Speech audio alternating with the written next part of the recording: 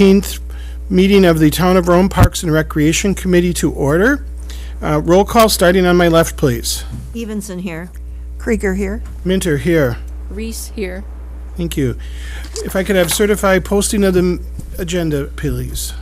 I certify that on Friday, November 15th, 2024, the agenda for the Town of Rome Parks and Recreation Committee meeting for Monday, November 18th, 2024 was posted at the following locations: Rome Town Hall, 12:03 p.m., Quick Trip LLC, 12:35 p.m., Nakusa Port Edward State Bank, 12:29 p.m., posted on the Town of Rome website and emailed to the Wisconsin Rapids Tribune on November 15th, 2024. Thank you. Motion to approve the agenda. Also move. I'll second it. We have a motion and a second to approve the agenda. Is there any discussion? All those in favor say aye. Aye. Opposed? Agenda approved. Pledge of Allegiance. I pledge allegiance to the flag of the United States of America and to the republic for which it stands, one nation, under God, indivisible, with liberty and justice for all. We don't have any official citizen comment cards. However, as we go through the agenda, if any members of the public present wish to speak on a topic, please raise your hand and I will recognize you, and then we will proceed from there. Item 7, information updates, meeting recaps, recent correspondence, current events, and announcements.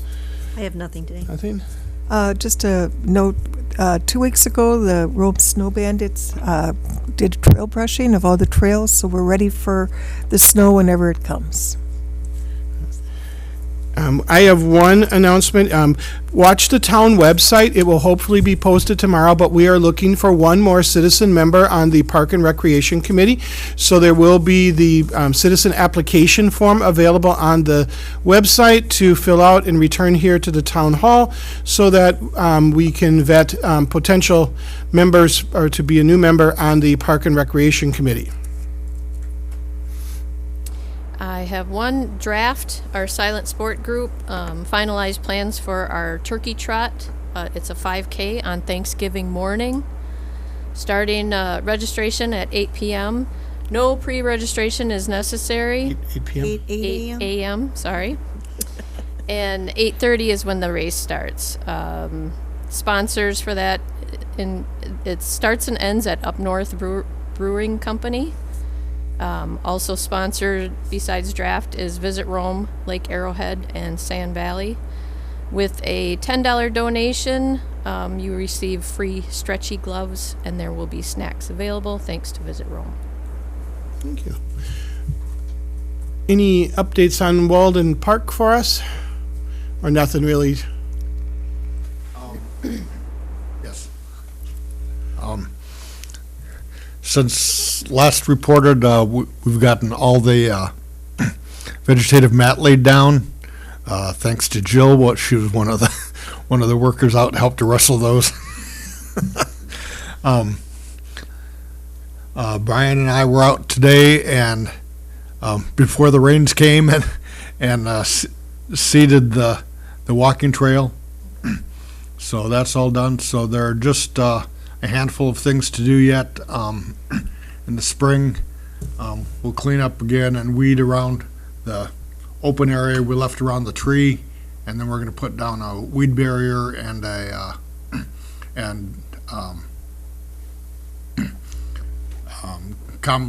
not compost. Some mulch. Mulch. Put some kind of a mulch there to separate that out. The one big item you got to do over the winter is part of the plan is to do an interpretive sign that's also going to recognize the donors.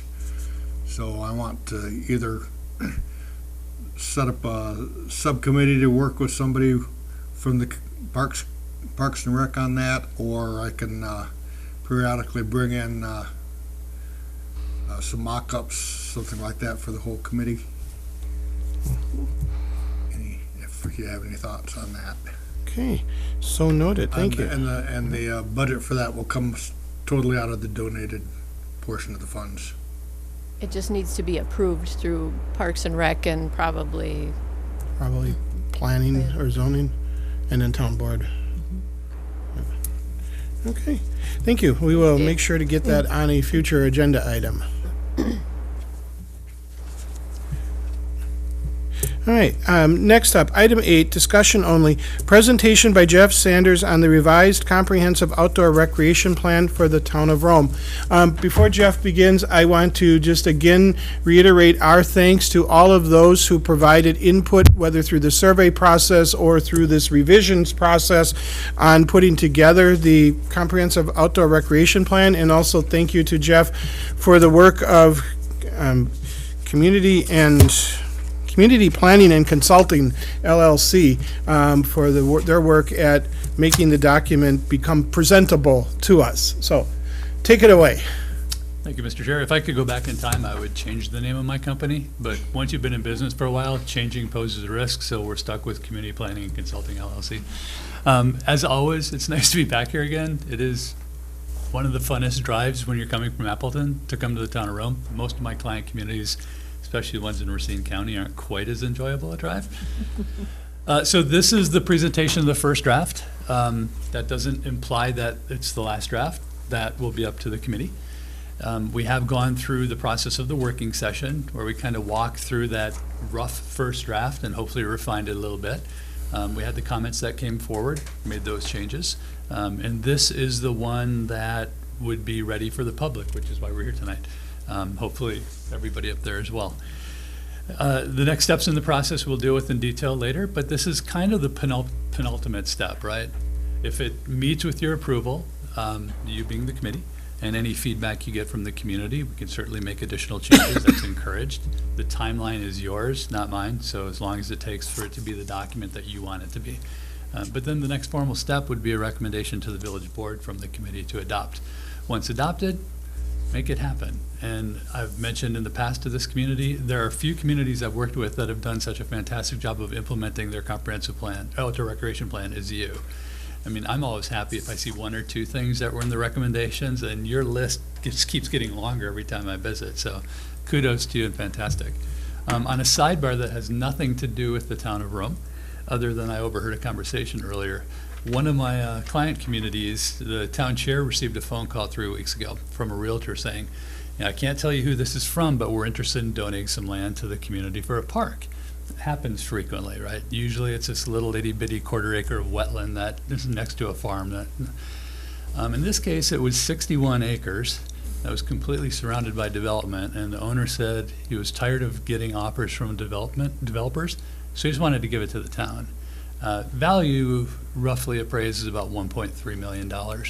So we walked the property, then met with this gentleman, and when we talked about what the concepts were, concepts that would be very familiar to this community because much of what you've done, he said something like, what would be the time frame?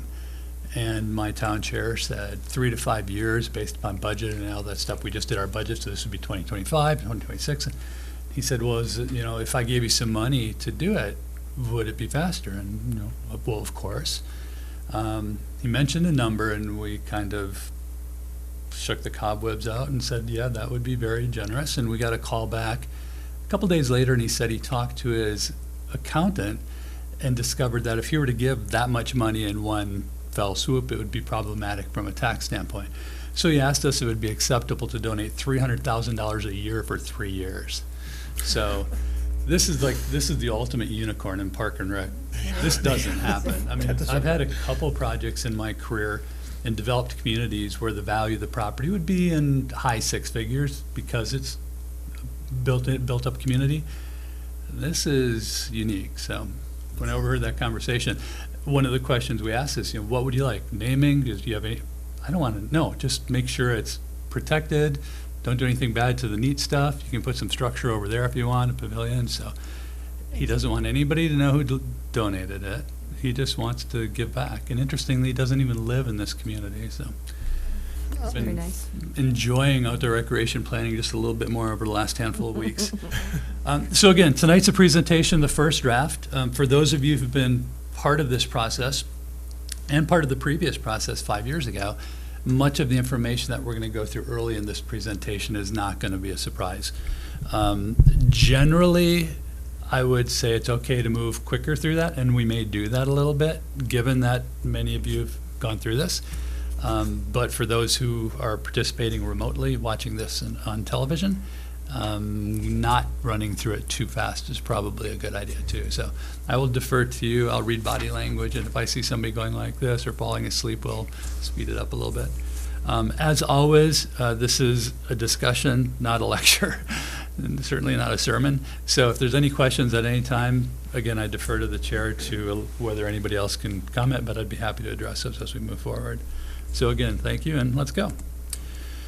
So again, our introduction was just now. There'll be a brief update on outdoor recreation planning in Wisconsin. As the committee knows, and we'll get to this in a little bit, Wisconsin is very, very close to releasing their first draft of their new state outdoor recreation plan, and that is anticipated to be released in 2 days. It's nice of them to wait until we get to the first draft to do this, when they should have done it about 12 months ago, but you know, who are we to critique? So it'll be up to you as a committee to decide, once that's released, whether and how, if so, you'd want to incorporate it in the document, and we can work out those details as well. We'll go through a brief demographic update. We'll go through a summary of the Parks and Recreation Survey that was mentioned a little bit ago. And then we'll focus on the guts of it, and that's the park and rec recommendations for the town. And then finally, the next steps. And there are only a couple next steps, again, as we discussed, or as I mentioned earlier. So the big thing is, an outdoor recreation plan is a 5-year document. It is essentially a required precursor to the vast majority of federal and state grants out there. In most cases, when we're talking about stewardship funds or Knowles Nelson or grants from the EPA or Corps for restoring wetlands, any of that stuff, you can't even apply unless you have an outdoor recreation plan. And if you have an outdoor recreation plan that's expired, you don't have an outdoor recreation plan.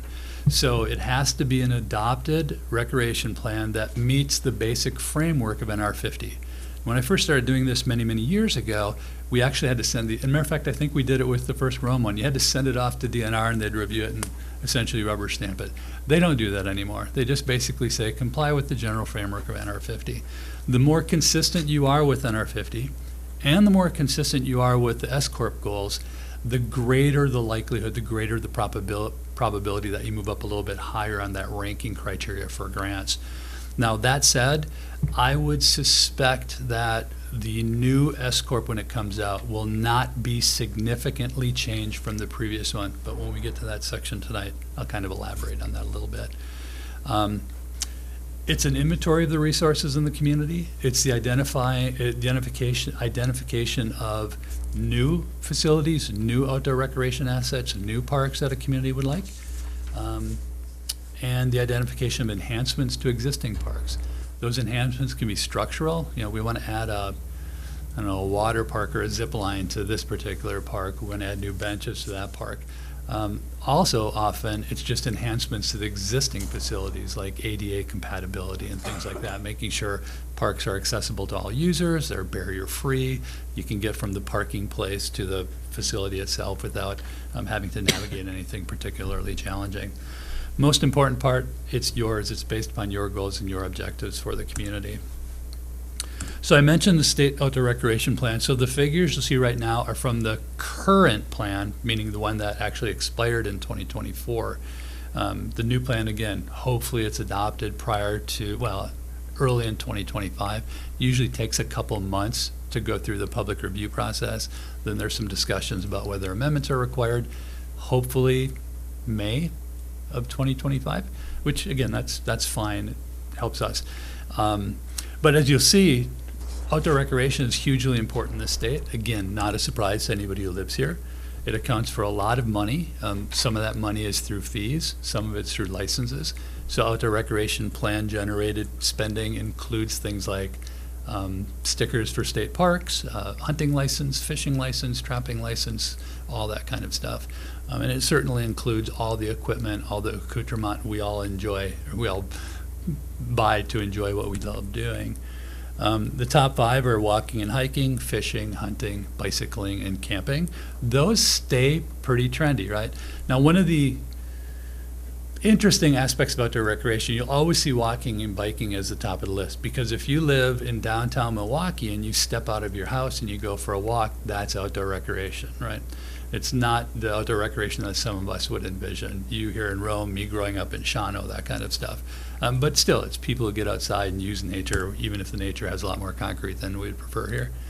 The most frequent, bird watching at home, hiking, walking, running on trails, picnicking at cookouts, visiting beaches, and swimming in lakes and rivers. 60% of all residents rely on public lands and waters for recreation. Wisconsin has something called the Public Access Law that you're probably familiar with, meaning the waters of the state of Wisconsin are all of ours. No, we cannot be barred from accessing them. Sometimes when it's an isolated lake within a private property, we can't get to it to access it. But if you can get to it without stepping on private property, it's yours to use. That is not true when you go west of the Mississippi. You'll see when I've paddled in places where all of a sudden there's barbed wire across the creek, and that's when you stop and go, wish I'd looked at the map a little bit closer and saw that little pointy line across. But the main goals of the state corp are, not surprisingly, to get more people out there, to provide the right experiences, and to ensure that there's appropriate funding for all the stuff that we like to do here. Basically, what you see on this trend line right here is the percentage of urban and rural population and the transition over time. The dark blue line is the urban population, light blue rural, starting in 1900 on the left, ending at 2010 on the right. Again, this is kind of emblematic of the United States as a whole. You know, Jefferson had envisioned this kind of gentleman, gentlewoman, farmer situation where the vast majority of voters and the public would be farmers and all that kind of stuff, and that was true back then. In 2022, it was 2%. So 2% of the population of the United States actually live on a working farm now.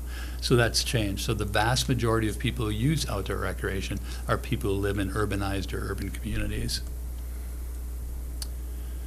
In terms of population projections, again, this data is in the plan for the town of Rome, so we'll get to that in a moment. But it's pretty consistent statewide, right? The fastest growth areas are in the top two age categories, the 65 to 84 and 85 and up.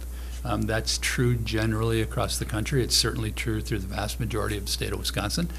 In the last 7 or 8 years, I've done outdoor recreation plans on the border of Illinois, up by Minnesota, up by Michigan, all the way west to Adams County and the town of Rome, and everywhere in between. And for the most part, that's generally consistent. The scarier statistics from outdoor recreation challenges is when you're looking at significant declines in the population below 30, because that doesn't bode well for the future of outdoor recreation unless something changes. On the other hand, stability is great because it's predictable. If you're looking at a population across demographic groups that's not going to change over time, you can say, well, okay, what we need today is what we'll need tomorrow and what we'll need then. When you're looking at considerable growth or considerable decline, that's when it gets a bit more challenging.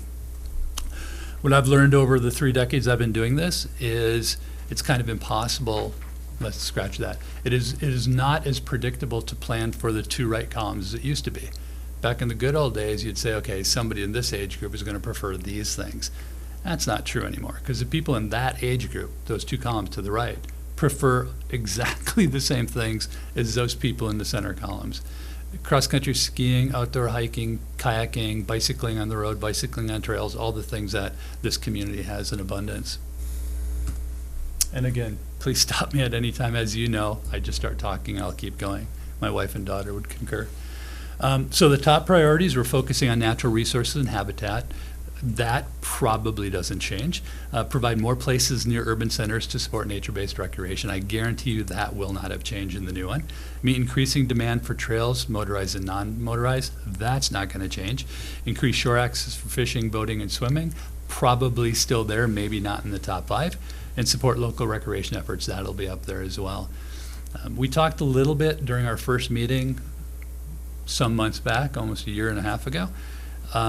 One of the interesting questions I've asked myself with the most recent outdoor recreation plans is, how did COVID-19 change the way we view outdoor recreation?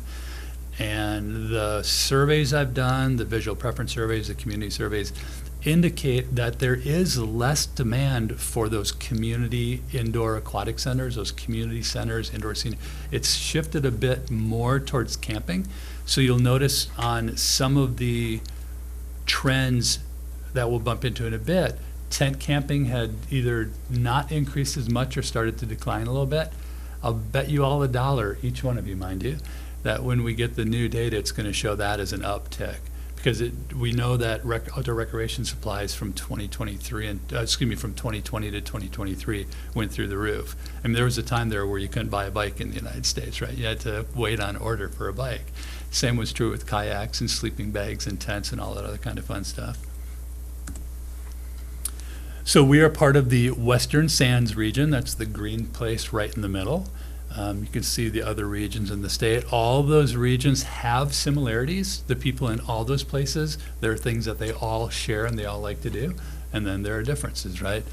Certainly you in this community, what's going on not far down the road in terms of golfing has shaken up the dynamics through the center part of the state, right? It used to be where it was Black Wolf Run and some of the other interesting stuff on Lake Michigan, or some of the Kohler inspired stuff. And now you have this, I don't know, it's almost hyperbole, but this amazing thing that's happening here. It's just really uncommon.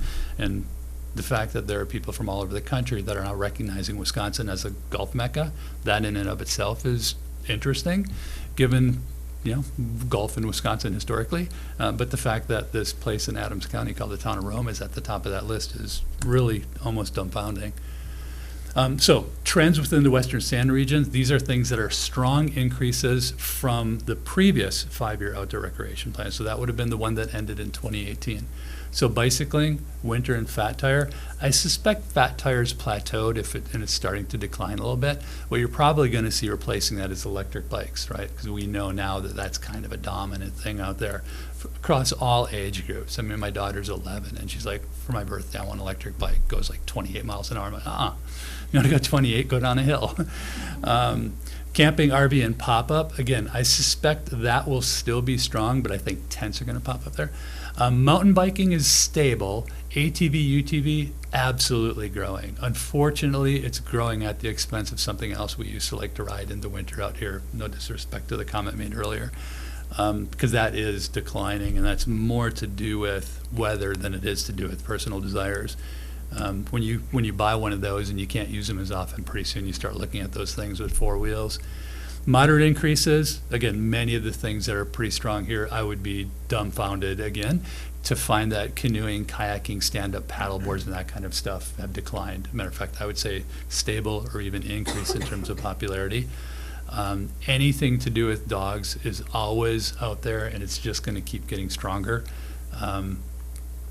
Target firearm shooting at designated ranges, I would suspect that's going to be there as well, particularly in the center of the state. When you start shifting to other parts of the state, it tends to fall a little bit. Some places farther north, it tends to be much closer to the top of the list, but it's still a very, very important thing within the central part of the state. Slight increases, and again, slight increase is not a bad thing, right? Many of these things are already so high, there's not a whole lot of room to go higher. Power boating, fishing, these are things that in Wisconsin have been ubiquitous for hundreds of years. Cross-country skiing and ice skating and things like that, again, are becoming a bit more challenging.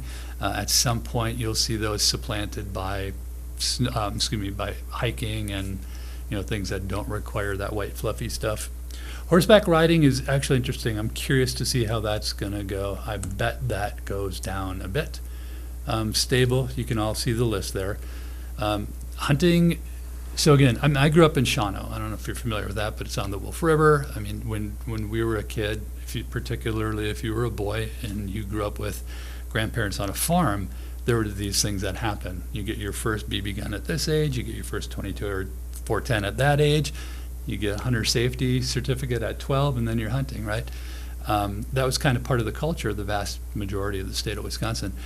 It's not so much anymore. It's still there, but hunting license sales are much, much lower than they used to be. Firearm sales, with exception of specific categories, have actually declined in the state of Wisconsin. Certain categories have remained stable or gone up. So we're seeing stability here. Again, I'll be curious to see when the new data comes out if it's still stable or if it starts to go down. Slight decreases in tent camping. Again, I'll bet you another $1 that one goes up. Dual sport motorcycles, when I was a kid, those are all terrain bikes, right? It's something you could ride off-road, ride on-road. Again, Rome's a bit of an anomaly in that area because, well, you have Syracuse, so that's going to create a magnet for that kind of stuff. Moderate decreases in snowmobiling for the reasons I mentioned earlier. The needs, many of these needs are consistent across the state of Wisconsin. You're not going to see a big need for horseback riding in the South Lake Michigan shore region, but the vast majority of this other stuff, even camping, and one of the highest requests in my communities in the southeastern part of the state is we want someplace local where we can go camping, even if it's just putting a tent up in a park overnight. So again, you can see the list. Most of that stuff, I suspect, won't be surprising any of you. These are the priorities from the NWCF.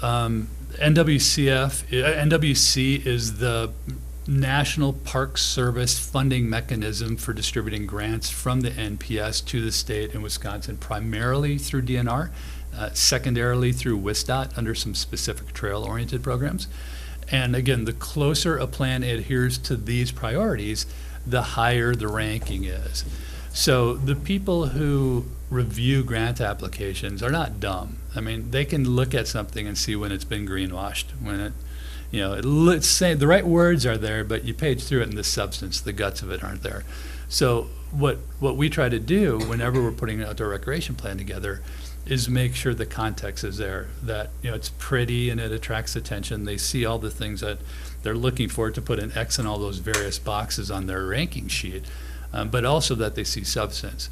And the biggest substantive piece of that process is, has this community implemented past outdoor recreation plans? You have a big bright red Sharpie check in that box, right? I mean, they're going to look at the grants that this community has received, and they have the previous corp there, right, because they keep that on record. All those mid-level bureaucrats at DNR, and I say that word with admiration, a term of endearment, not a pejorative.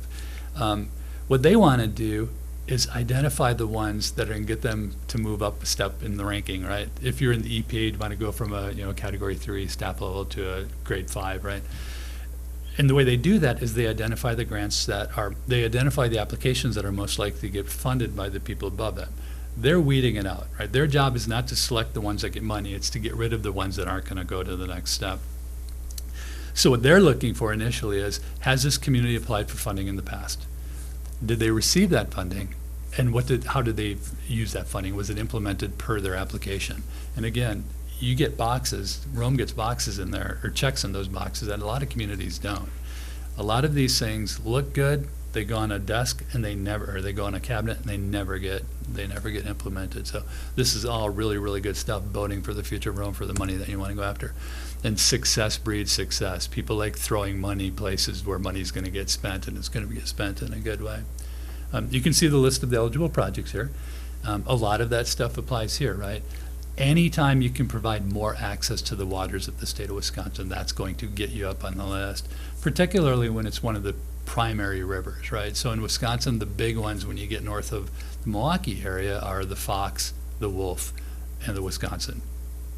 Now, the Wolf is the best, period. That's undeniable, irrefutable, all right? Wisconsin's fine. Our cabin is in the headwaters of the Wisconsin River, but it's not the Wolf River. No bias there whatsoever.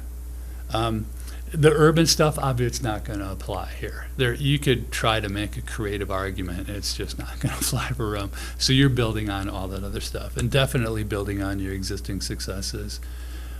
So as I mentioned, we have a couple questions for you, and this is for you to ponder tonight because this document will be available soon. If it comes, as soon as it comes to me, I'll forward it to you, but you may get it before I do anyway. It just may be distributed to the town of Rome. First question is, whatever the new data is, whatever the new trends, the new recommendations, the new priorities are, do you want that incorporated within this document? Now, it doesn't mean you have to do it now.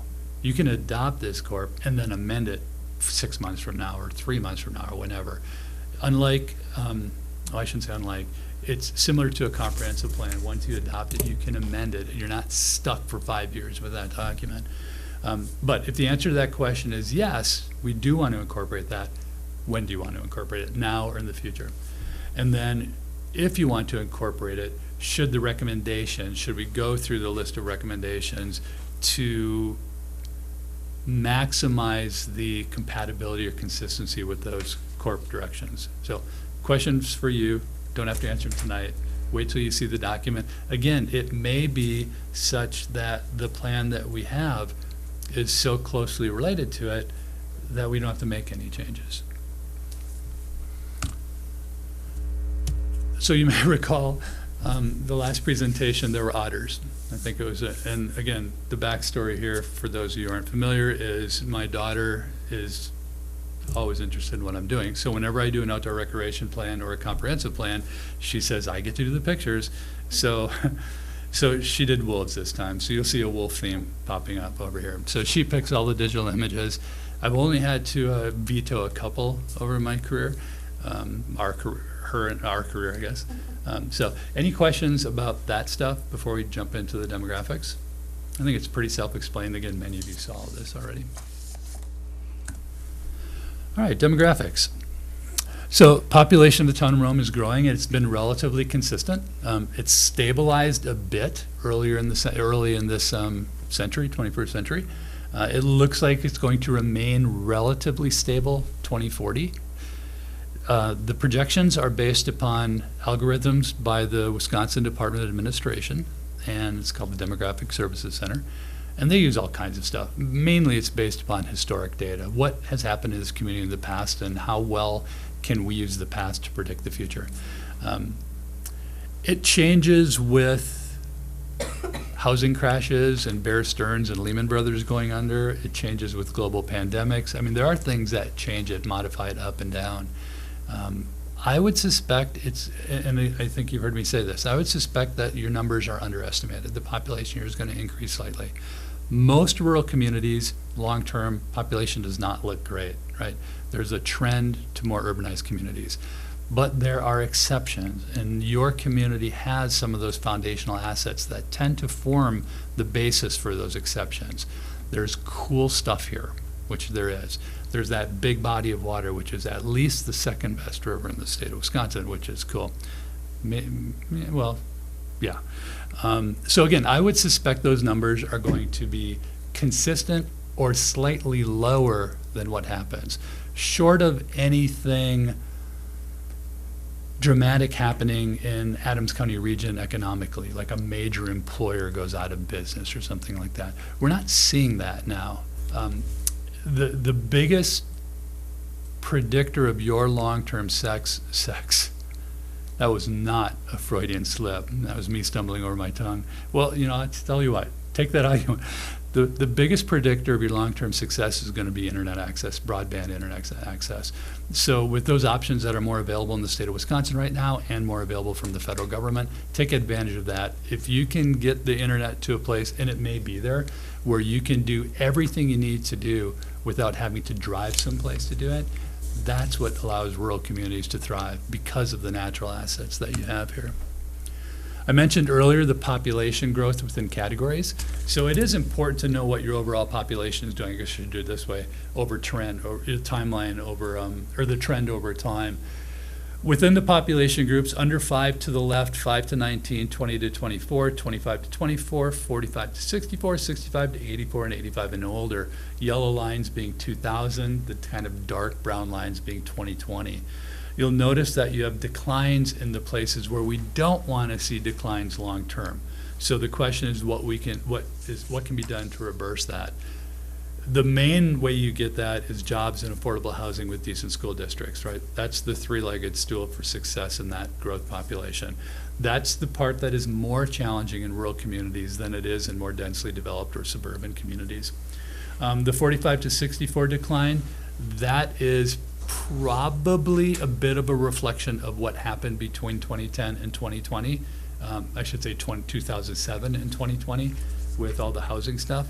We don't have really good data out there yet. There's some American Community Survey stuff. It wouldn't surprise me if the population here stabilized or rebounded a little bit within those categories. But the increases within the older two categories, that's fantastic, right? It also lets you know that there's going to be an increasing demand for the activities that are most preferred within those groups. I mentioned some of them. There are many others, right? Swimming is certainly up there, whether it be indoor or outdoor. And we've had discussions about pickleball. Pickleball is also something that's in high demand. Tennis is back to growing in demand as well. So anything that allows you to get outside on a bike, whether it be hard trails or soft trails, are also going to be there.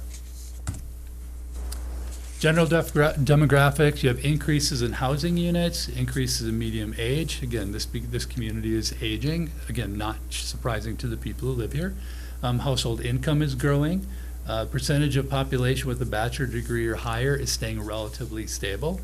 It is a predominantly European white community, but you do have growing populations within other categories. Questions regarding demographics? I know some of these are a little cutesy, aren't they? Normally she gets a little dark, but this one was cutesy. Park and Rec survey. This one I'll go through a little bit quicker. Slow me down if you want to talk about anything. 77.8%, let's round it up to 80% of the public is satisfied or very satisfied with the recreation facilities available right now. In terms of how often do you visit, it's relatively spread equally amongst those first three, but weekly or once or twice a month accounts for 2/3 of the survey respondents. Very few say rarely or never, slightly fewer say daily. Most places are within walking or bicycling distance. And again, given that it's a rural town, rather large in size, that's not shocking. If we were in the city of Appleton, where I am, those numbers would be different because there's a park about 5-minute walk from wherever you are. So here it's about making sure people have safe access to get to where they are, to where they live, to where they want to go. That means trails, bike lanes, dedicated, all that kind of stuff. Make it as easy as possible to get from where they are to where they want to go, not necessarily having to do so in a car. Not that cars are bad, cars are fine too, but if you can get there without using a car, that generally bodes well for the health of the community. I'm going to scroll through all of these. All I did was highlighted the things that are in green are where it's about 50% rounding up in some cases. 50% of the respondents said yes. So you can look at the whole list. I'll just leave these up here and I'll scroll through. If you see anything in particular you want me to stop or go back, just let me know.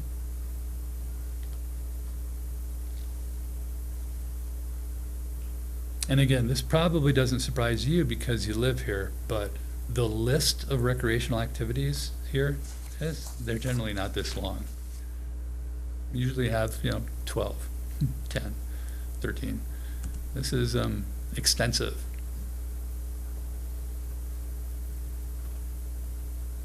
And some of the things that are happening out there, Walden Park and others, are going to increase the desirability of those smaller parks. And that often happens, right? I think Yogi Berra said it's, what was the paraphrase? Nobody goes there anymore because there's too many people, right? That happens, right? Parks that become too popular, people love it, but then the people are looking for something a little bit less congested, tend to shift towards other parks. Which of the following prevent you from using outdoor parks? Nothing, right? That's good. 43%. Don't know what is offered or available? That's good too, because that's just an informational thing. That's putting the word out, whether it be through the website, meetings, flyers, community events. Every time you have a community event, regardless of what the event is, use that event to trumpet other parts of the community, other assets that you have. Which of the following would you enjoy the most? Food trucks is almost always at the top of the list now. And again, 10 years ago, it wasn't there. No one mentioned it. ATV, UTV trails, again, given the context of this community and the outdoor assets you have.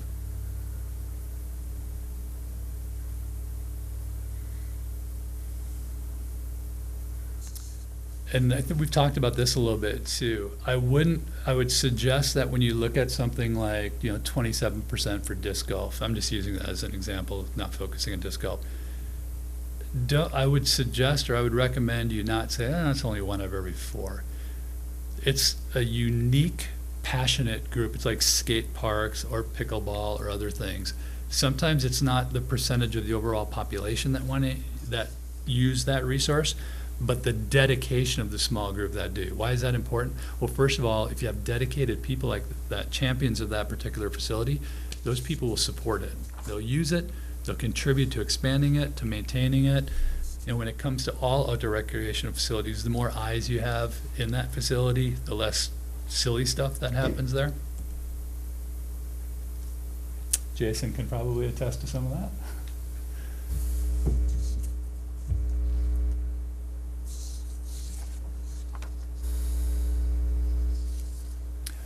Look at when the outdoor recreation plan comes out, the state one, look for foraging. I bet that number is gonna be high in the state of Wisconsin. It's like hugely popular now, and I blame influencers online. So many places where I used to go to get like wild blackberries, and you go there now, and there's nothing, it's just picked out. It's not like there's 100 times more bears. Which of the following would you like to see at town parks? Sidewalks, paths, trails, benches, seating, and restrooms, right? That's about access. We've talked about this a bit. When you have amazing outdoor facilities that don't have restrooms, you're basically telling two groups of people they're not welcome here, young people and seniors. Because again, if you can't stop comfortably and change a diaper, or if you can't spend an hour someplace without having to use a restroom, you're not gonna go there if there's no restroom available. So that's all about accessibility. It's not quite as glamorous as a world-renowned golf course, but it does show a commitment to the community. Safety and security is often high on the list. I usually question whether there's a reality there or a perception there of lack thereof. We asked this question. Town is in the process of adding a basketball and 4 pickleball courts. How supportive are you adding tennis courts as well? I'm very supportive or supportive, 50%. Again, tennis is coming back. I mean, there was a while, certainly when I was a kid in the 70s, it was huge because you had McEnroe and Borg, you had Chris Evert, Martina Navratilova. And then it went down a bit, and then it came back with Agassi and Sampras and Jennifer Capriati and Steffi Graf and all that. And then it kind of went down again. And although Rafael Nadal and others are fantastic, they didn't capture the American public the way they used to. It seems like that's coming back with a growing roster of young American tennis players again. So we'll see. Nice to see 6 out of 10 people said COVID-19 didn't change anything. Most of the, I should say, most sounds like I've done 50 of them since. Of the 3 or 4 I've done post-COVID-19, most of them were, all of them but the town of Rome had more likely to engage higher up. And I think the difference is you have so much outside anyway, and it's so critical to your daily lives that it wouldn't have gone up necessarily. You didn't spend a whole lot of time in, right? How supportive you town creating new parks and recreation areas? 82%. That's good, right? I mean, people say that until they see what it's going to cost, but when you convey to them that, first of all, there are these things called mill rates, and we can't really increase your taxes, and we have to do it this way, and it's not going to cost you that much. And it's like, thumbs up.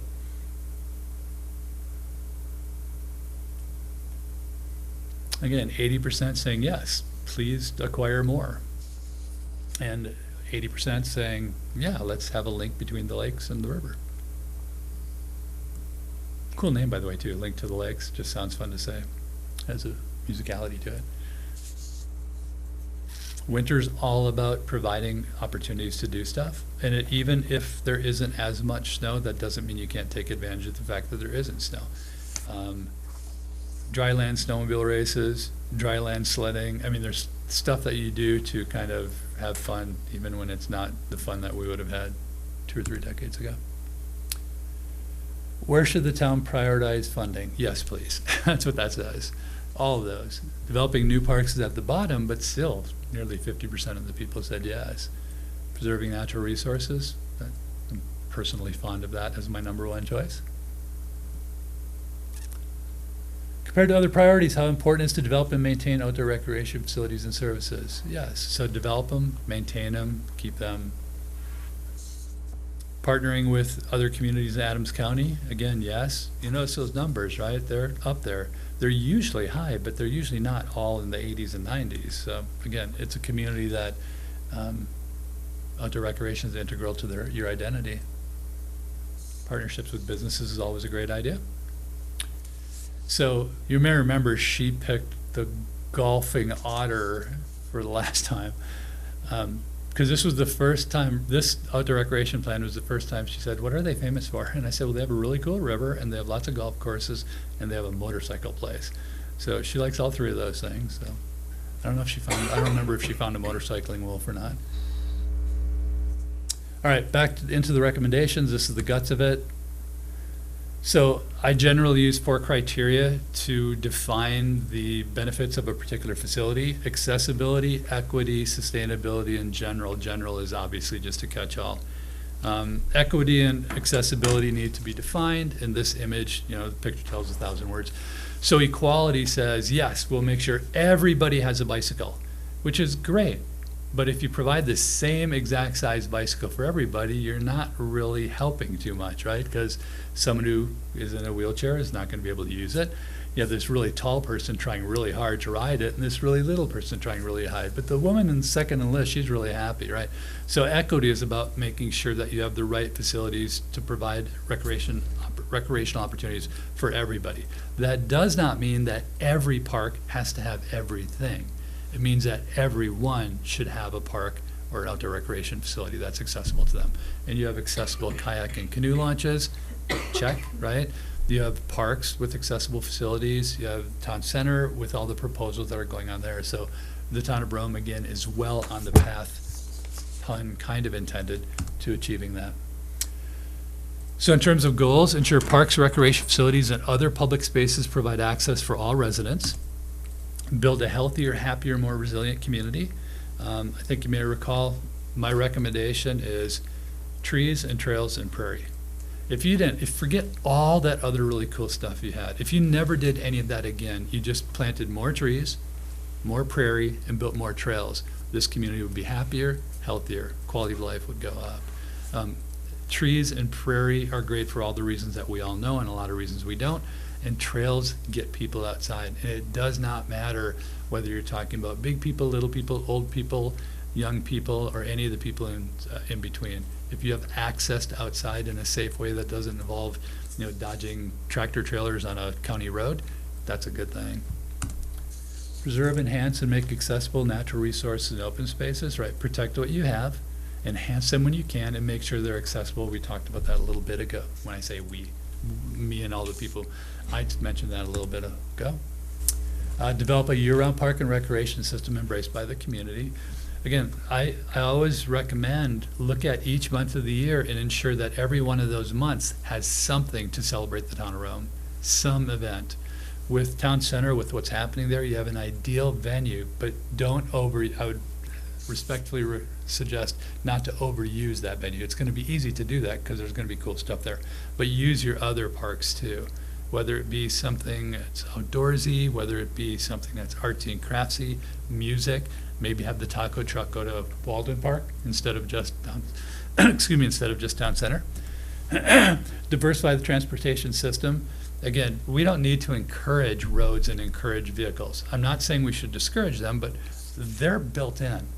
You don't have to you don't have to subsidize the oil industry anymore. It's doing quite well on its own. So you subsidize the stuff that you want to balance off with. And in the case of a place like the town of Rome, it's about bicycle and pedestrian facilities. It's about senior transportation. It's about safe routes from here to there for children, whether on bikes or other. Keep track of where you are and what you need as your community changes, whether it's aging or not. Make sure that you have the facilities to serve that community. In terms of policy-based recommendations, always keep looking at your parks to make sure they're ADA accessible. It is one of the highest ranking criteria for grants. Many grants, the first thing they look at is, are existing parks ADA accessible? And if the answer is no, it's not that you're not going to get funded. It's that everyone that is going to be above you. So it just makes it that much harder to get it.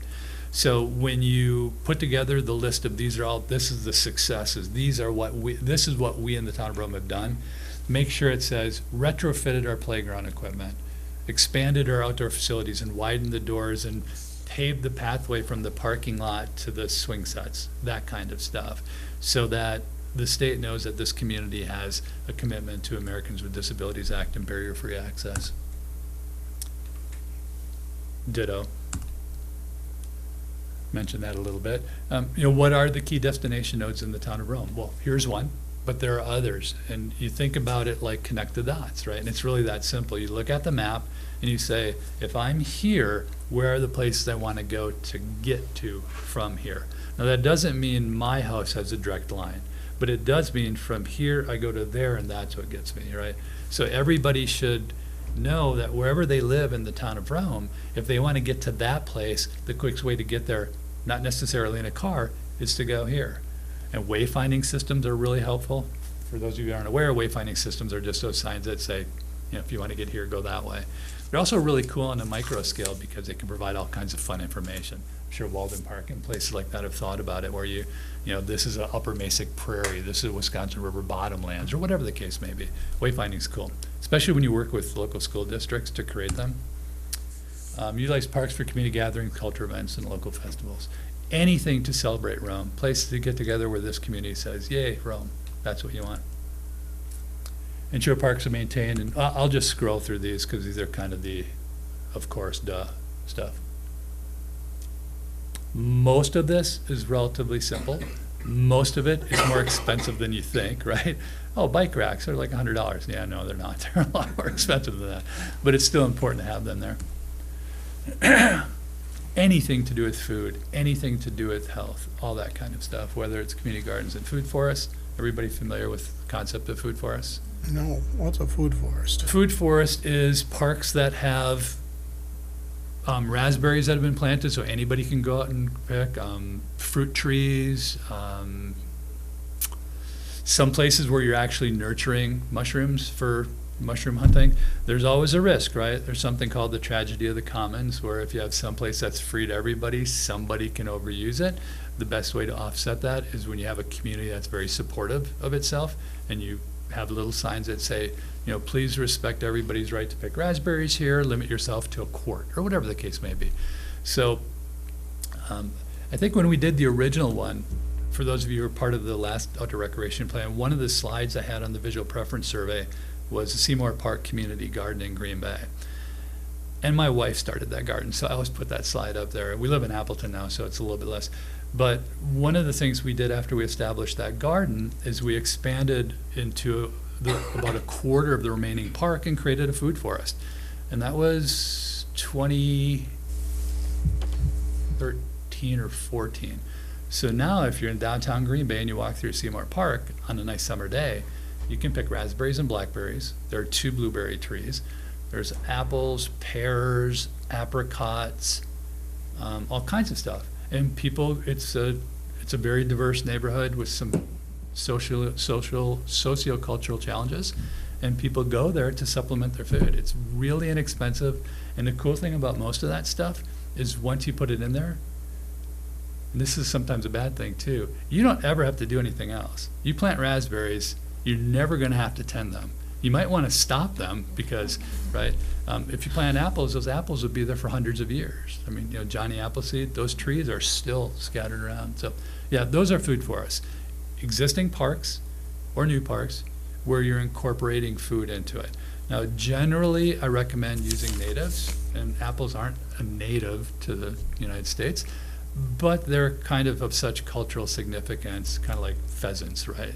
Chinese chickens. You're not going to get rid of them. They're ubiquitous here. Mustangs in the western United States. So anyways, community gardens and food forests are a good thing. Trails and paths, and then prairies. Wayfinding system we mentioned. Monthly events celebrating the town of Rome. The nice thing about natural landscaping is it's a heck of a lot less expensive to install and maintain than all the other kinds of landscaping. So when you plant grass, right?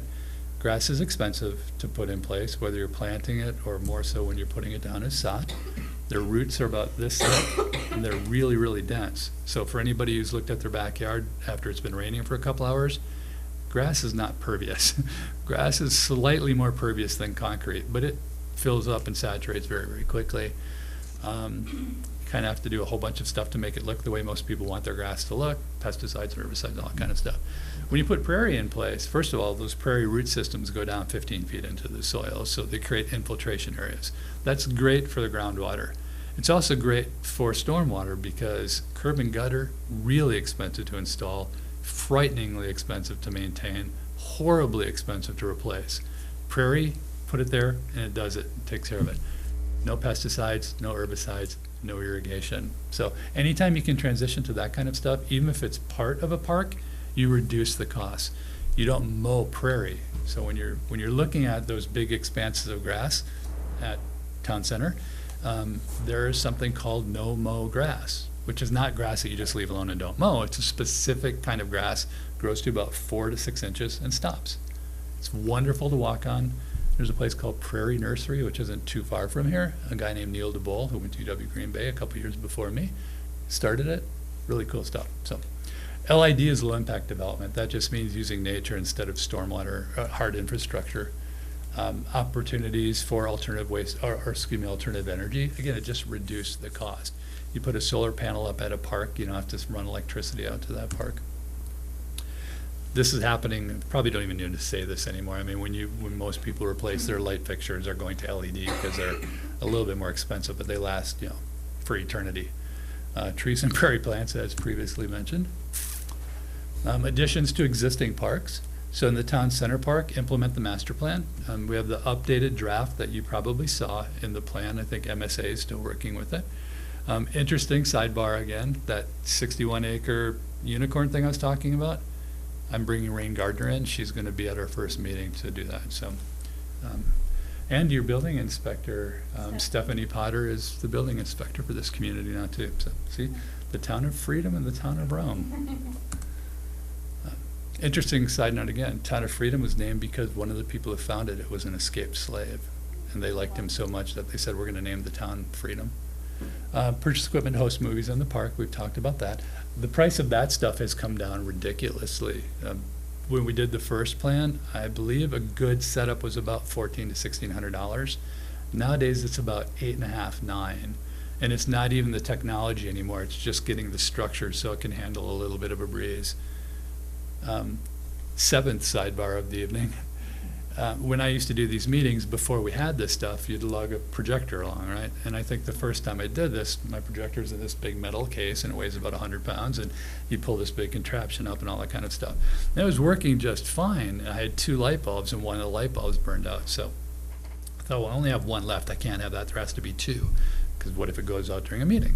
So I went online to order it, and the light bulb is $600. And I thought, hold it now, $600 for a light bulb. What can I find out there for $300? It's this big, and I could light up this entire room with it running off my phone. So that's now, the big one's now in storage. So the point being, the cost of doing this is much, much lower than it used to be.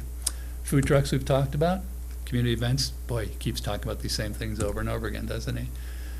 For the Gazebo Activity Center, consider transitioning to no mow grass. For Walden Park, improve accessibility.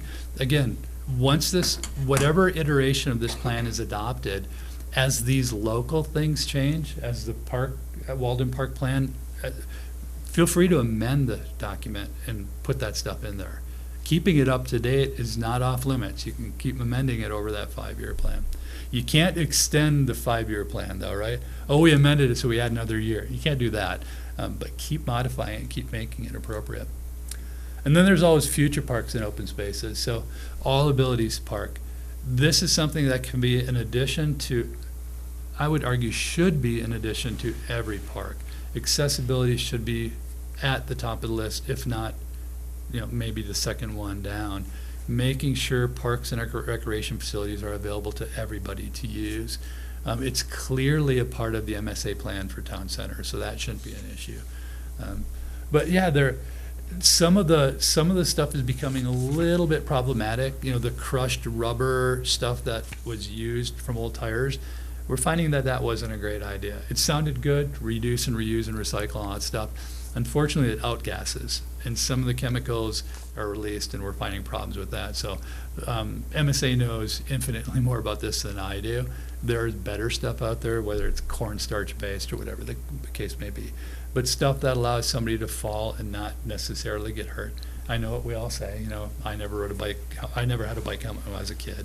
We had jagged metal jungle gyms that we played on.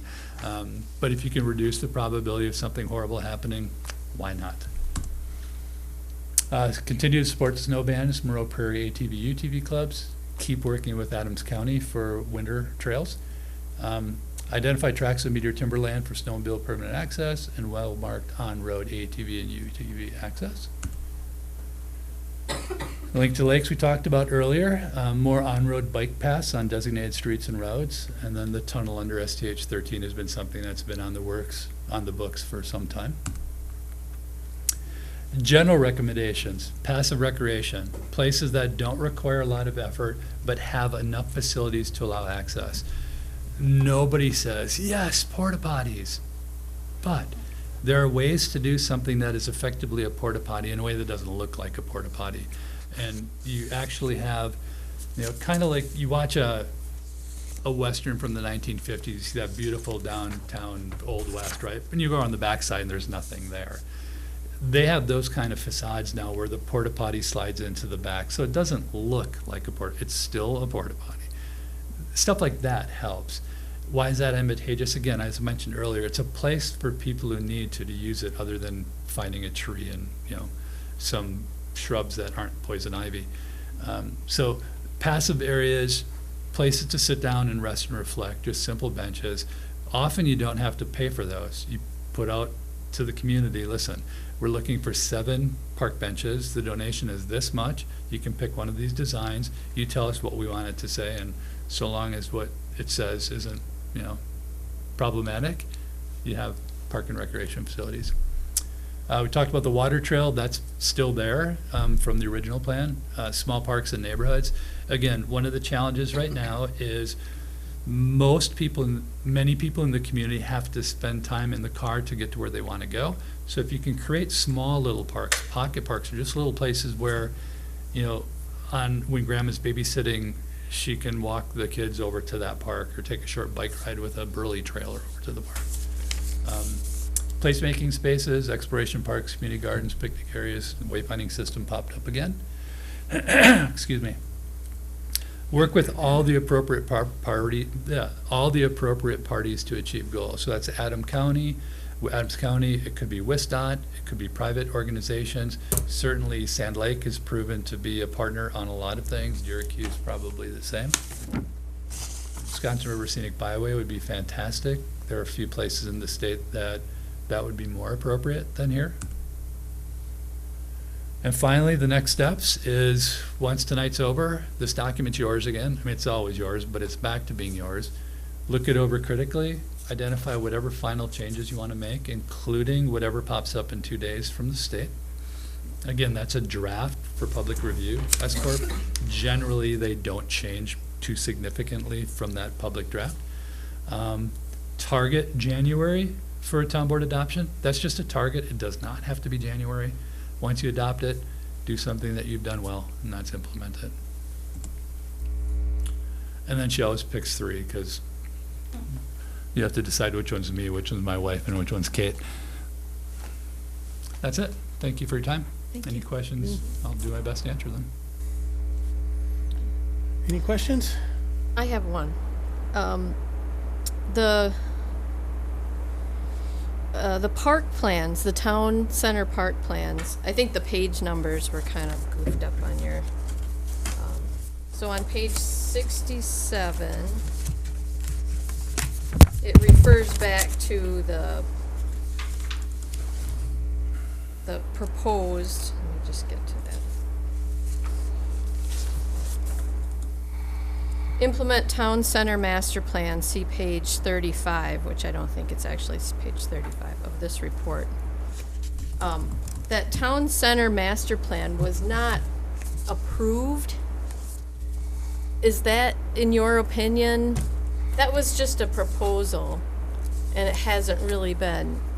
So I'm just wondering if we leave it in there and just, because it is proposed, it's not, hasn't really been, or we just leave it out completely and just change the wording to install proposed facilities to open spaces in the park.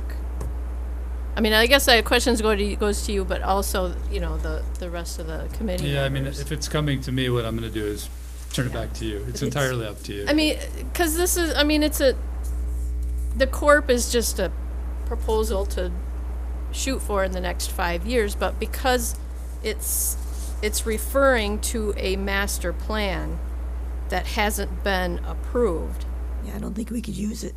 that's my Yeah, question. I don't think we could use it. Right. Maybe we just take that image right out, but leave the description, would be on page 35, 36.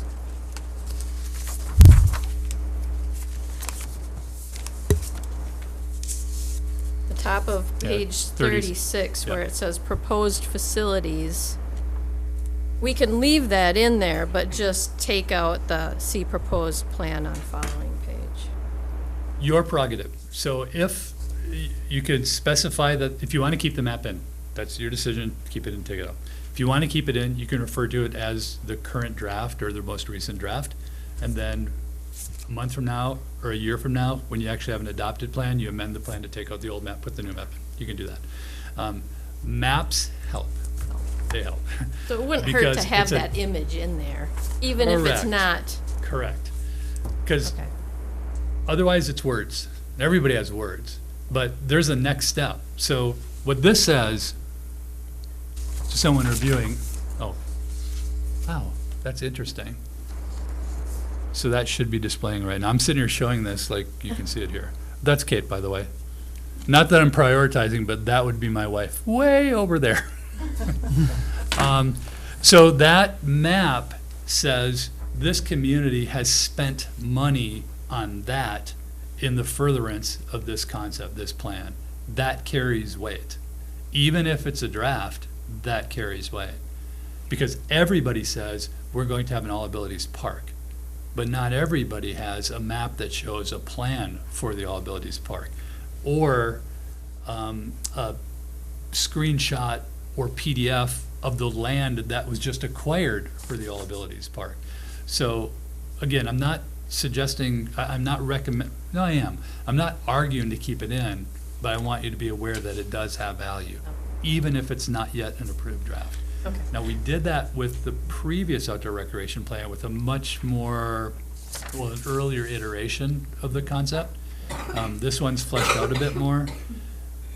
Even if it's just a placeholder, it has value. And again, you can update it and change it at any time. And just that it's noted and it says draft master plan is enough so that people know that this is not, or maybe we add a note that says little star Right. not adopted or not. Something. Whatever you as a committee feel most accurately represents that image or reflects that image. You can add the word draft after master plan Right. draft, and then just In the kinda just- description back Yeah, on and the then other just page. leave it. Yeah, and then we can do that. I'm fine with that. Yeah, the big thing is making sure, and I think there is one there, that there's a date on that map. There is July 15th. Perfect. Oh, there he is, yep. So that's good, right? Because that wasn't all that long ago. So again, if it were 2019, 2007, that would be a little bit different. Oh yeah, you had a cool plan, 40 years ago, but you haven't done anything with it. This is like, oh, they spent money recently on the creation of that document. And you probably know this. Again, I've worked with lots of firms in the state of Wisconsin. MSA is top 3 or 4 or 5 in the state of Wisconsin in terms of outdoor recreation planning. They're very, very good. I'm not suggesting that this one is any better or worse than any other ones, but they know what they're doing. Yeah, and I think we're okay, on 36, it says see proposed plan on following pages, and then on page 38, it does, right under it says draft plan. yeah, Most people understand a draft plan is not the final plan, it is where it is right now, and where it is now might not be where it is 5 years from now, or 3 years from now, or 1 year from now, or And often, 60 days from now. often this is a pump primer, right? A community is going after funding for that specific thing. But in order to increase the probability of receiving that funding, you pay for something to say, listen, this isn't just flippant. We're actually trying, or this is something we want to achieve. So when that reviewer is looking at it, they look at this map, they see that the name on there is Van de Waal or MSA or Rettler or whoever the big companies are, and they know that there's some credibility behind that section or that proposal. That's all I have.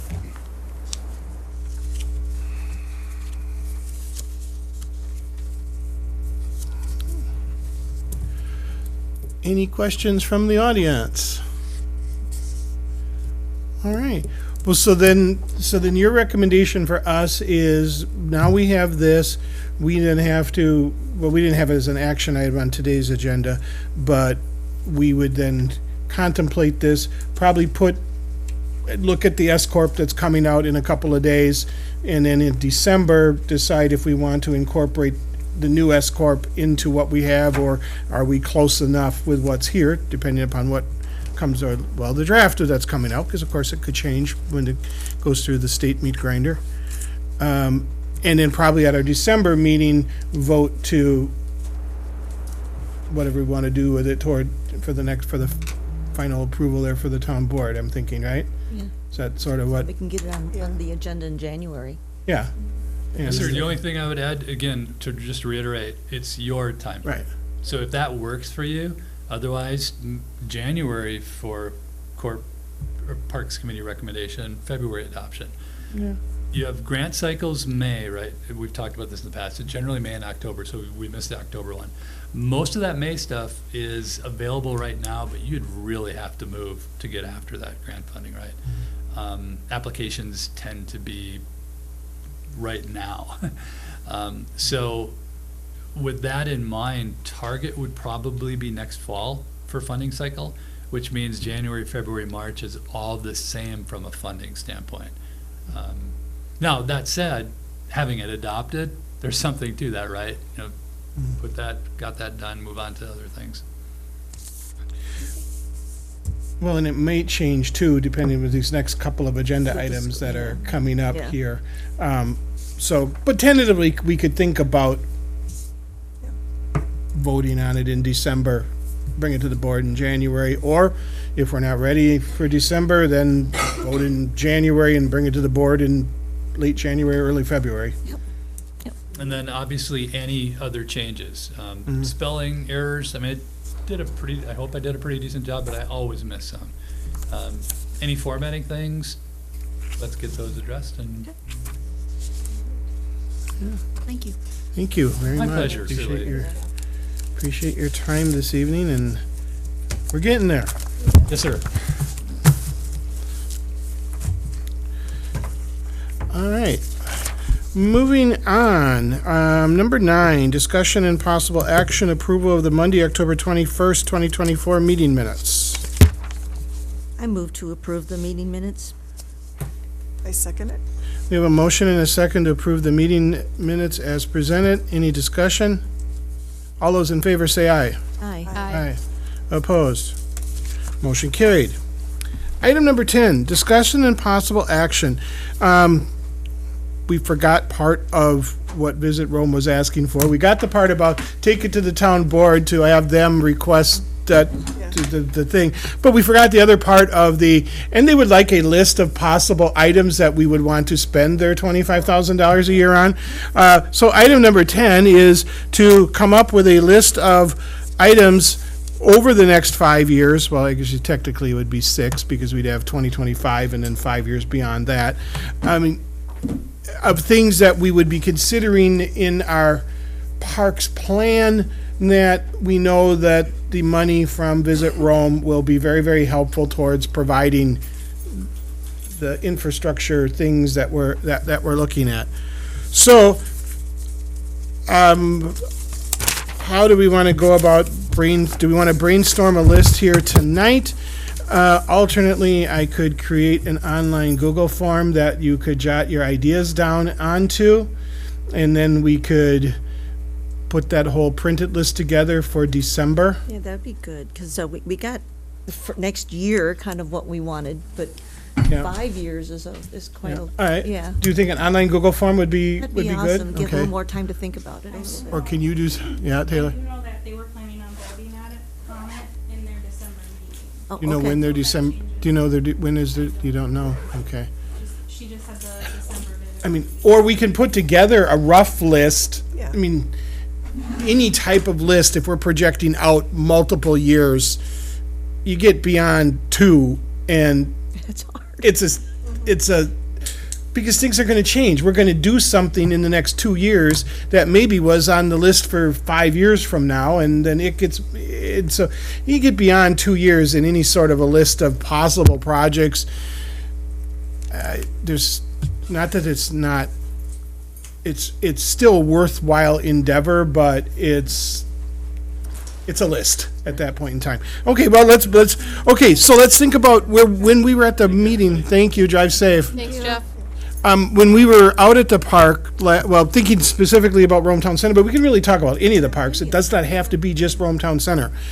When we were out at the Rome Town Center last month, we mentioned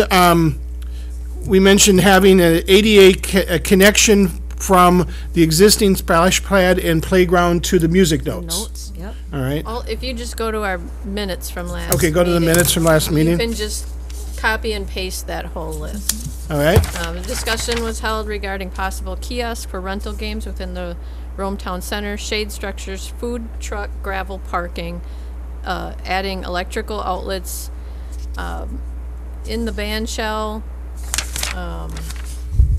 ADA compliancy for the park. Picnic tables. Right, It's number 8. right. There we go. Yeah. All right. So let's give them number 8 off of last month's agenda. I mean, that could be a year or two. Right. I guess I Yes. haven't Well, thought well, further That's why I ahead than didn't that, think, you I know. hadn't thought really Right. further ahead too Right. much, so. Would we have anything on there that we would want to potentially mention with regards to any of the other parks? I know that, you mentioned the Walden Park, that's going to be funded by the donor, the interpretive signs would be funded by the donor. But is there anything else that Walden might need that's not on your radar screen currently? Benches, picnic tables? All of the above. Okay, So- so, Right. So, benches, picnic tables. Right, so I would say trees and shade structures. We're working on tables and benches, yeah. okay, so add Walden Park, trees and shade structures, picnic table. I actually, while he was talking, I was thinking, it's like, ooh, we could put a drone park in on the old baseball diamond out there. People could fly drones out there. But I don't know if drones would be too noisy for the silent sport of kayaking. I'm Pretty noisy. not quite sure if that was a Well, weird. could be a place for the food forest, apple trees. I was and- thinking about Sherwood Forest for the food forest. Or, We already own, or the disc golf area. So the disc golf, now you're talking about a couple more years worth of Yeah. funding Yeah, from. disc golf would be Yeah, on the That would list. be the next 2 years Yeah. that they could Because add along the walking facilities. paths, you know, you could probably put a couple of apple trees and stuff, you Yeah. know. Well, put a food forest on it. We don't have to say where the food forest is going to be. I like the word food forest. is fun. Food forest is Our fun. new word, food forest. Who needs a community garden if you have a food forest? But shade structures, The deer will love us. Yeah. I don't know if we need restrooms And then parking. anywhere. I mean, if they wanted to help with parking, once we Yeah. figure that out, and pickleball courts, Yeah. right there, that fills Yeah, up 5 years. that should take care of it. At $25,000 a year, that would fill That's up it. way more than 5 years. All right. All right, I think that should give them a good enough list that you could send Taylor to them. Okay, thank you. I don't, do we need a motion on that? Or are we good with just think we're good. discussion and direction? Okay, we're good on that. Okay, back to the agenda. Wait, we lost the agenda. There's the agenda. That's minutes. Item number 11, discussion and possible action, update from MSA on costs to provide revisions to the RTC Master Park Plan. So after we met on the 21st of October, I got a hold of Rain, and her and I had a conversation, someplace halfway in between that meeting and this meeting. And I asked her, I said, what would it cost if we wanted, based upon our discussions that we had that night out there, are there things on here that, that we would want added that aren't on here, and what would they cost to update and sort of revise this to be more of our current view? Like, for example, the little the food truck parking area isn't on this master plan. Now, I did notice, after I was talking with her, when we were out there, we were talking about a way to have some handicapped accessible seating at the band shell. If you look at your park plan, and you look at number 20 and 22, south of the band shell on either side of the Great Lawn, they already had put on the plan, bring a sidewalk in and make a seating area there for wheelchairs and other people with accessibility issues. So rather than having to figure out how to run that across the drainage, it's already on the plan. And they did extend the sidewalk there on the east side from wherever it ends currently, extended down to where it would cut into the Great Lawn. And then I thought about, should we have them extend the sidewalk on the west side down to where it cuts in to the Great Lawn, as long as we don't know if we can afford it, but if we're gonna, would make sense to have the sidewalks go all the way down. So anyhow, they came back with a proposal that to make the changes that we would want on there would be approximately $3,600. And obviously, if we're going to do that, we have to request that the town board approve that expense to update the plan.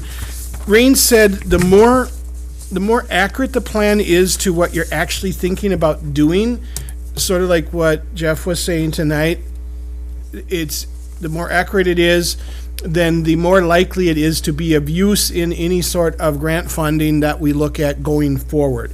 So I don't know, do we want to ask the town board to approve an additional $3,600 to MSA to have them, mark the food truck parking area on here, extend that sidewalk, possibly delete the pickleball courts, but we could just leave them there. Just because they're there doesn't mean we ever have to build them. But I think I'm sort of getting the opinion that people don't want the pickleball courts I think we should take the pickleball courts. We leave them on, the idea is to have pickleball courts, but not there. So do we want, if we want MSA to update this plan, they're glad to do it for $3,600, if the town board approves. Or we keep what we have, and then we get a year or two into our plan of putting things there, and then ask MSA to revise the plan based upon where we're at, say, 2 years from now. What we have is a usable plan. Although I'm concerned about the food truck area, I really think we need to, if we can, move on that next year. But it doesn't need to be on the master plan. If we can do it without updating this. I think we could do it without updating it. Then, Yeah, I don't think Yeah. we need to have the master plan updated Okay, for us to go so, ahead all with right, it. so So we'll for get a now, hold of, why don't we save the 3,600 and put it towards our, put it towards the sidewalk. towards the sidewalk. Yeah, it's not gonna build a Yeah. sidewalk. we could kind of, I like the placement of the 20 and 22 on this map. I hadn't Yep. Right. realized that was on there. Right. We can stick And- to that. And the food. That's excellent. Yeah, Yeah. and there's sort of this light brown area that's next to the squiggly blue line. And that's sort of where the food truck parking was going to be. So it's sort of there. Yeah. What is that squiggly blue line? It's the drainage ditch. I think. Which they have the sidewalk going right over the top of it. Is that? I don't know. Is there a sidewalk that runs? Well, they're proposed right here. That's a proposed sidewalk. Yeah. Huh. So I'm not sure how they planned on doing that. Well, they're planning on us building a bridge. Maybe. It'd be a short bridge. Well, Yeah, okay, so consensus seems to be stick with the plan that we have here for now and not go any, okay, I'll let Rain know that we won't be going. Not Would I, this time. Jason, would I let Rain know, or will you guys let Rain know? We can let her know Let her know that we're gonna stick with what we have, and we might be back to them in a year or two for updates. All right, so that is, okay, item number 12, discussion and possible action. Request town board to direct staff to post the RFP for disc golf design.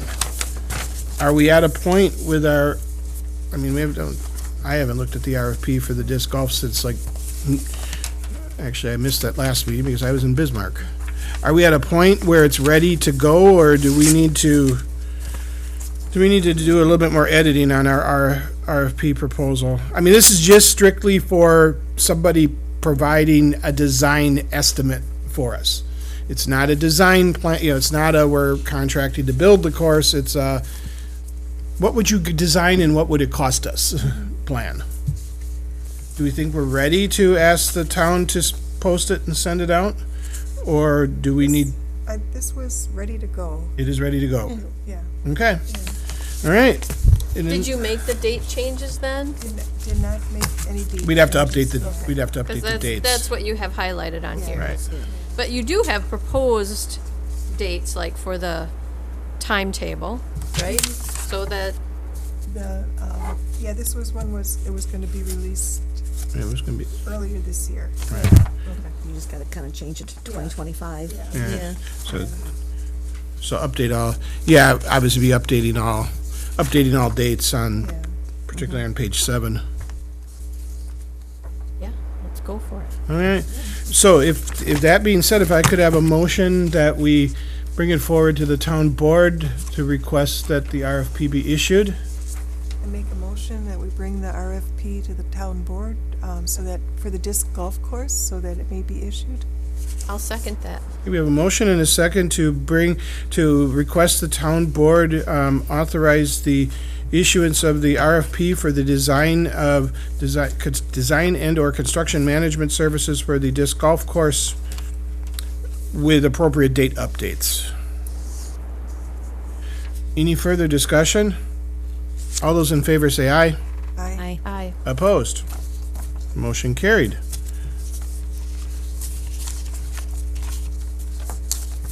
All right.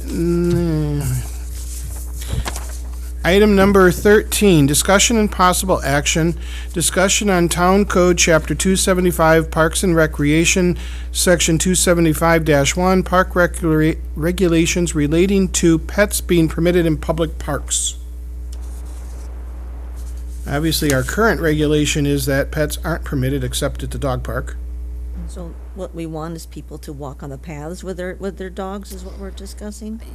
Right, or even in the parks, because even I mean, obviously this is not being enforced. Any Friday that you go through the farmer's market, Right. you see. So, As long as they're leashed, it's okay. right. And I think, I'm assuming any ordinance would have to go through our town attorney anyway. So as far as the wording on this, the gist would be leashed, under control pets would be allowed in town parks or spaces unless otherwise marked. But I think maybe our attorney could maybe put the wording together on that. Yeah, So- and something to do with waste pickup, make sure that, Well, and then that would be up to us to post signs Signs. in parks. And the problem is we can't do that now because they're not allowed. yeah. So, but Right. that's what I would like to do. I would like to put up signs And then maybe some, and receptacles, receptacles, yeah. right. So, Jason, if we want to make a recommendation, would that go next to the zoning commission or planning commission, or where would our recommendation go to? What's the ordinance number again? I was looking, 275-1, so it'd be a It's recommendation. B2? just straight to the town board? Okay. Okay. And then our recommendation would be to change 275-1B, 1B2 Two. Sub 2. to be, Permitted. pets, dogs, cats, and other pets shall be permitted in any park, beach, or You playground. wanna, even on the beach, you think? Leashed? Leashed. Why not? I mean, right now they are. So and- leashed pets, Yeah. leashed pets. Leashed and under control unless otherwise marked. If there's a place we think they, as a Parks Committee, they shouldn't be allowed, then we just put up a sign and say, not here. No pets allowed. Right. Okay.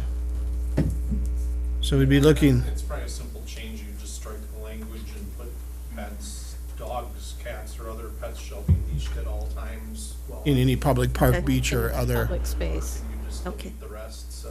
okay. Okay. I'll make a motion that we All right.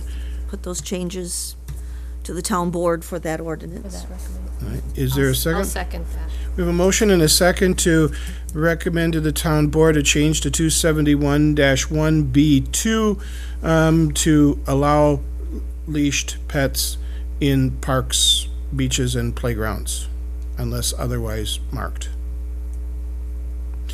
Any further discussion? All those in favor say aye. Aye. Opposed? Motion carried. Item 14, next agenda items. So the donor sign, there's been a suggestion that they're still hunting for the Wisconsin Economic Development sign, and they'll get that found and put up by the other sign on there. There's been a recommendation that rather than having this really long, potentially incomplete list of other donors, because the major donors are already recognized on the sign that's up there now, just have the second sign be something simply saying, thank you to all who have donated to the Ban Shell project. And then we don't risk leaving somebody off inadvertently or recognizing somebody who wanted to remain anonymous, because there were some anonymous donations as well. So that's sort of what the staff came back, and that's what they sort of told me about. So I think we should put that on our next agenda item to decide if that's how we want to proceed, or do we want to go with the tiered levels of donors and names in appropriate slots? Just a note, I believe when we solicited donations, we said anything over $250 would be acknowledged. By name? Yes. And we do And have, that's where that list came from. we do have to do the WEDC Yeah. logo yet too, so I can make sure that gets on there. Well, Yes. as soon as they can find the plaque, that'll go up. That we have it. It's someplace. Someplace, We don't yes. know where it is, but it's someplace. Okay, so so that could then rethink our things. If we did solicit where we said anybody over 250 would be recognized, We just gotta get a unless they list don't then. want to be, then we need to have the list. Yeah. I can go back and find, I don't have it with me, but I can Okay. find when we initially Well, let's put, we're asking for donations, I believe that was on there, and that's why Draft, as the group that collected the funds, we kept a list specifically of people over $250 all right. for that purpose. So donor sign will be on the next agenda. I think Corp should be on the next agenda, just to see where we're at, what we feel we're at based upon where the state version of it is.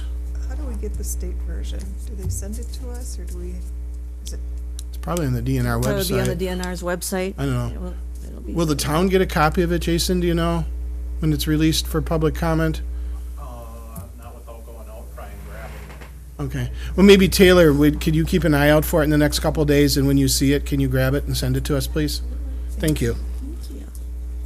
'Cause I know I'll forget in the next 2 days to go out and do that. Anything else that we can think of for the next agenda? Okay, if not, December 16th is our next scheduled meeting at 5 p.m. I have a selfish request. That is our band concert night at Assumption, and it starts at 6:30. If we start at 5, we only have a couple of things on the agenda. We might be done by 6, and I could get back in time to make the concert. Or if we could we start a little earlier? I know it's a little problematic for you, Cheryl. It's this time of year, it shouldn't be, it's not so bad. Nobody's buying boats. 4:30? And nobody's desperate to buy boats. Not- It's not desperate at 5 anyways. o'clock the Not week before desperate. Christmas. Okay, if 4:30 would work for this meeting, Sure. okay, that would be awesome, because then I can be pretty assured that we could be done in time for me to get back to the band concert. Plus, the band concert has to get videotaped, so it can go on channel 300. Oh, boy, yeah. The town's been really good. If I send the videos of them, they've been very good at having stuff to broadcast at Christmas time, so. My goal. All right, so then our next meeting will be December 16th at 4:30, not 5 o'clock. If you get anything else that you can think of that we need to put on there, email me and I'll send it on to Taylor to get it on, and I think we're good. Meeting adjourned at 6:34 PM. Thanks, everybody.